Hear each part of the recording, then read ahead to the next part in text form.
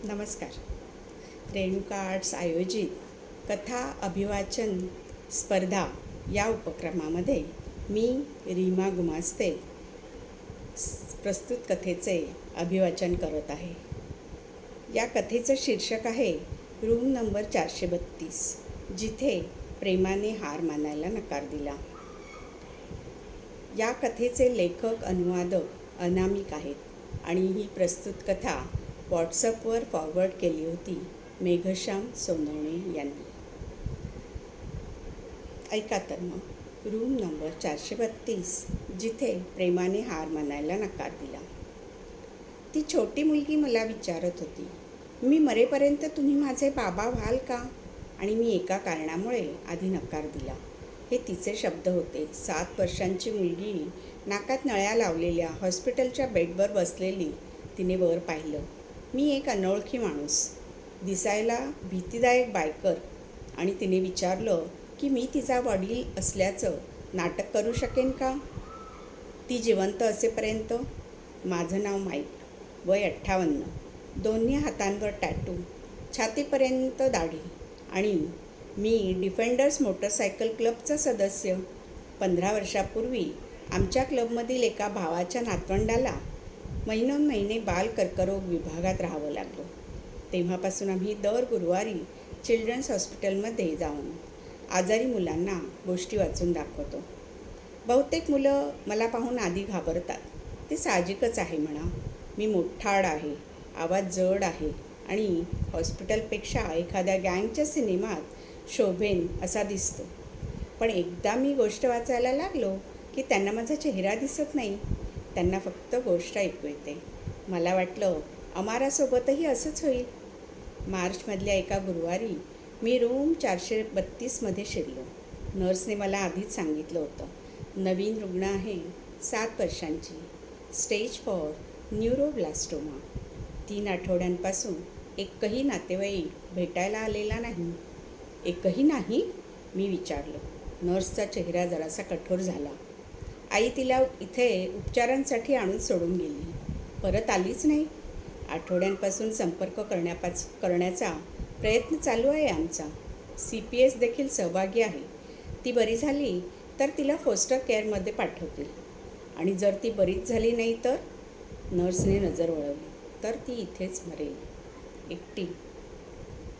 Room number 432च्या बाहेर मी पूर्ण 1 minute उभा राहिलो.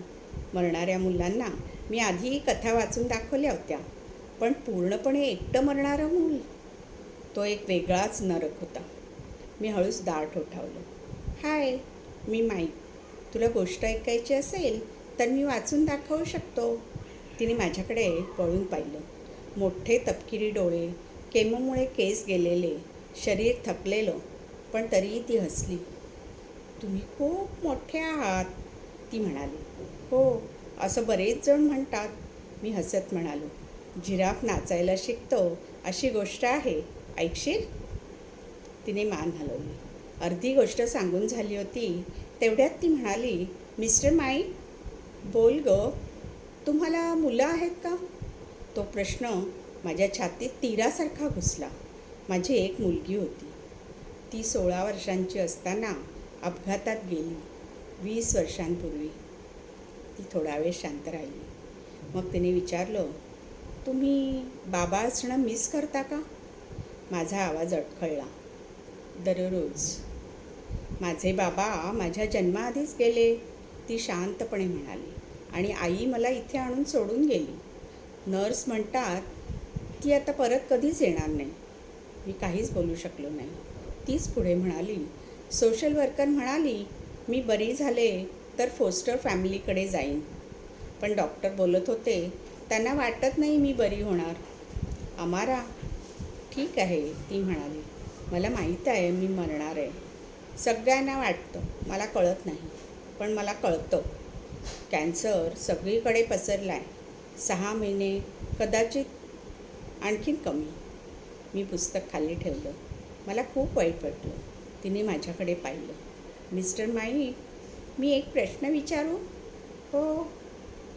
मी मरेपर्यंत तुम्ही माझे बाबा व्हाल का? तो क्षण तिथेच थांबला. माझ्या डोळ्यासमोर माझी 16 वर्षांची मुलगी उभी राहिली, हसत, आणि मग नाहीशी झाली.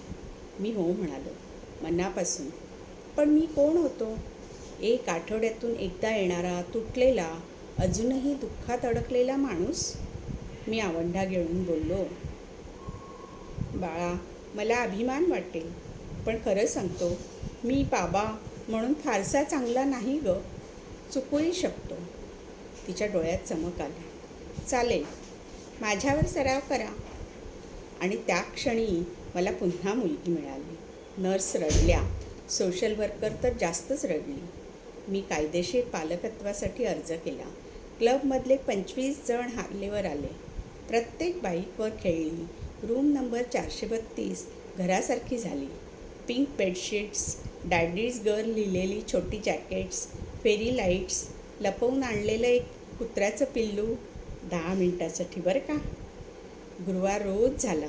मी तिला गोष्टी वाचून दाखवल्या. वेदना वाढल्या की तिला छातीला धरून झोपवू लागलो.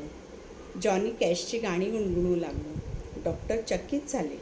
6 महिने झाले, 9 महिने झाले, 9चं वर्ष झालं. 8व्या वाढदिवशी ती मला म्हणाली, बाबा, स्वप्नात मी धावत होते.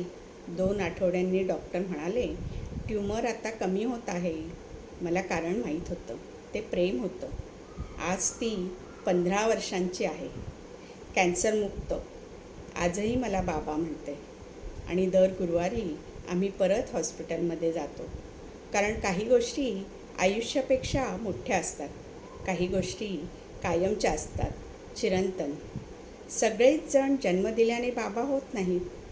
काही त्या दिवशी जन्म घेतात, ज्या दिवशी ते थांबायचा निर्णय घेतात. प्रेम जीव वाचवतं आणि त्याला अर्थही देतं. लेखक, अनुवादक अनामिक.